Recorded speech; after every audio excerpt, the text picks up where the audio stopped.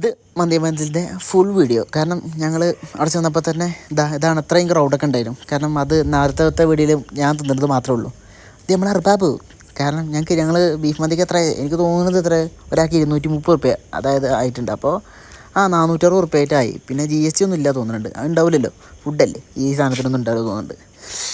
പിന്നെ എന്താ വെച്ച് കഴിഞ്ഞാൽ സ്വാഭാവികമായിട്ടും എല്ലാവരും പറയുന്ന പോലെ തന്നെ മന്തി നല്ല രസം ഉണ്ടായിരുന്നു, കരുതുന്ന പോലെ ഒന്നുമല്ല.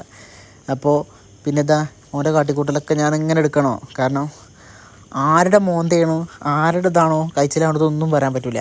അപ്പോൾ ചില വീഡിയോസ് ഓൻ്റെത് വയറോ, ചില വീഡിയോ എൻ്റെ വയറോ. ഞങ്ങൾ എല്ലാ വീഡിയോ അപ്ലോഡ് ചെയ്യും, ഒന്നിനൊരു കുറവില്ല. എങ്ങനെയെങ്കിലും വൈറലാവണോ, റീച്ച് ആവണോ, കഴിച്ചിലാവണോ. പിന്നെ അതേപോലെ തന്നെ എന്താ പറയുക, ബീഫ് നല്ല ജ്യൂസി ഇല്ലത് ചോദിച്ചിട്ട് തരാൻ പറയണം. കാരണം എന്താ വെച്ച് കഴിഞ്ഞാൽ അപ്പോഴേ രസം ഉണ്ടാവുള്ളൂ. പിന്നെ ഏലക്കായ് കടിച്ചാൽ ഒരു രസം ഉണ്ടാവില്ല. പിന്നെ